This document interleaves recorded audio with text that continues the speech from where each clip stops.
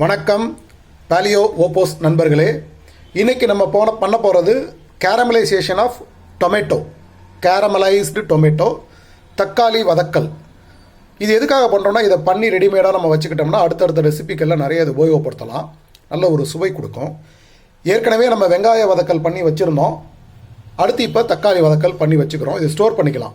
வெளியில் வச்சுருந்தீங்கனாலே ஒரு 10 நாள் ஸ்டோர் பண்ணலாம். ஃப்ரிட்ஜில் வச்சா இன்னும் அதிகமாக கூட நீங்கள் உபயோகப்படுத்தலாம்.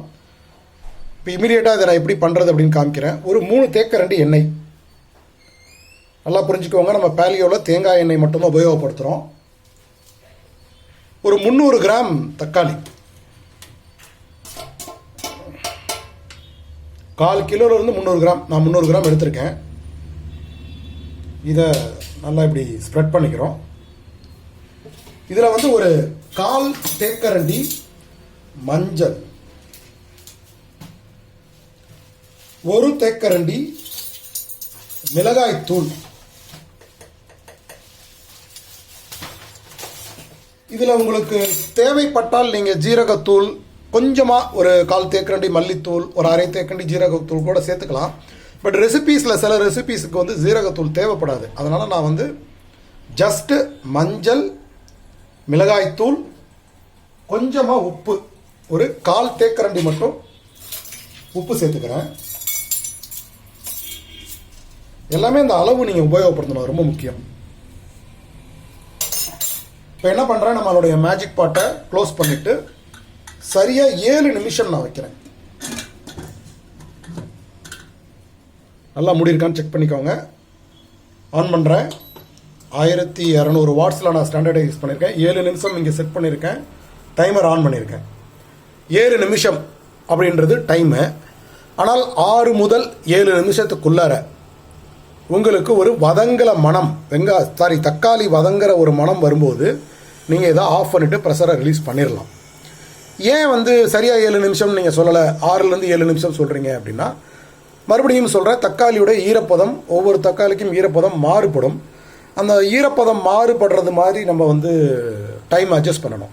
ஸோ 6 நிமிஷம் அப்படின்றது மினிமம், 7 நிமிஷம் அப்படின்றது மேக்ஸிமம்.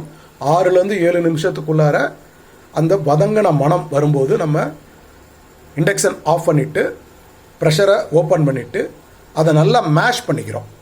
நான் 6 நிமிடத்துக்காக வெயிட் பண்ணுறேன். 6 நிமிடம் கழித்து மறுபடியும் உங்களை சந்திக்கிறேன். நண்பர்களே, 6 நிமிடம் கடந்திருக்கு. இன்னும் 1 நிமிடம் தான் இருக்குது. எனக்கு இன்னும் அந்த மனம் வரலை, அதனால் நான் வெயிட் பண்ணுறேன்.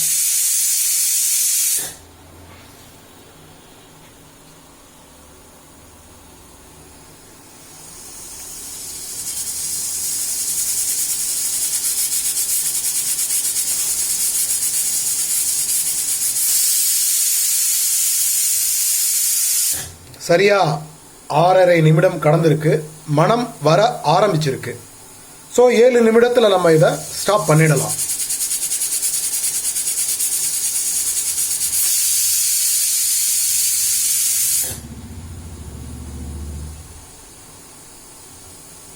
இந்த கேரமலைஸ்டு டொமேட்டோ இதை நிறைய ரெசிபிகளில் யூஸ் பண்ணலாம். எப்படி யூஸ் பண்ணுறது அப்படின்றத அடுத்தடுத்த ரெசிபி வீடியோ பாருங்கள்.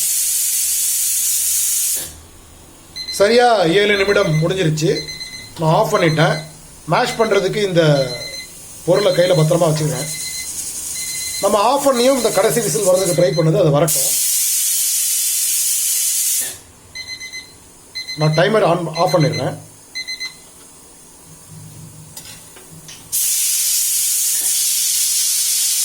இப்போ இம்மீடியட்டாக நான் ப்ரெஷரை ரிலீஸ் பண்ணுறேன்.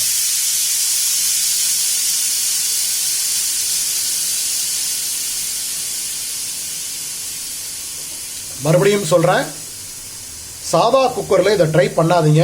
ஏன்னா நம்ம தண்ணி ஊற்றாமல் சமைக்கிறோம். சாதா குக்கர்களுடைய நீங்கள் வாங்கும்போது அது பாக்ஸ்லேயே பார்த்தீங்கன்னா என்ன போட்டிருக்கோம்னா, தண்ணி இல்லாமல் சமைக்காதீங்க, ஆபத்துன்னு போட்டிருக்கோம். ஸோ இது வடிவம் தான் குக்கர், ஆனால் இது ப்ரெஷர் பேக்கர் அப்படின்றத மைண்டில் வச்சுக்கோங்க.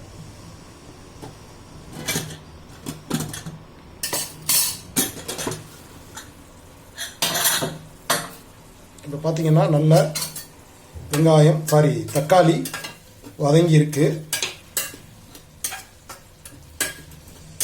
இதை நல்லா ஸ்டோர் பண்ணி வச்சு நம்ம உபயோகப்படுத்தலாம்.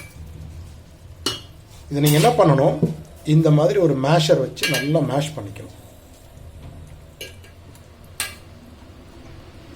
நம்ம தண்ணியை ஊற்றலாம். அந்த தக்காளியில் இருந்த ஜூஸ் தான் பார்த்தீங்கன்னா நல்லா அப்படி ஜூஸியாக இருக்குது.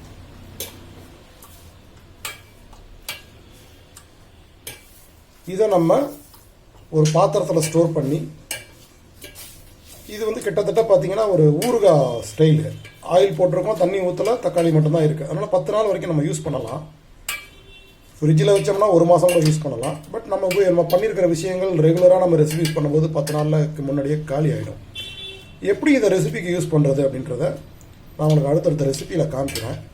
ஸோ இன்னைக்கு நம்ம கற்றுக்கிட்ட ஒரு விஷயம் கேரமலைஸ்டு டொமேட்டோ. ஒரு அருமையான கேரமலைஸ்டு டொமேட்டோ தொக்கு மாதிரி இருக்குது பாருங்கள். இதை வந்து நிறைய சமையல்களில் நம்ம உபயோகப்படுத்தலாம். பார்த்தீங்கன்னா தெரியும், நல்லா இப்படி பாருங்கள், நல்ல ஒரு தொக்கு கிடைக்கிது. இதை வந்து பேலியோ சமையலுக்கு எப்படி உபயோகப்படுத்துறது அப்படின்றது அடுத்தடுத்த ரெசிபியில் நான் காமிக்கிறேன். செஞ்சு ஸ்டோர் பண்ணி வச்சுக்கோங்க. நன்றி. நான் உங்கள் கண்ணன் அழகிரிசாமி.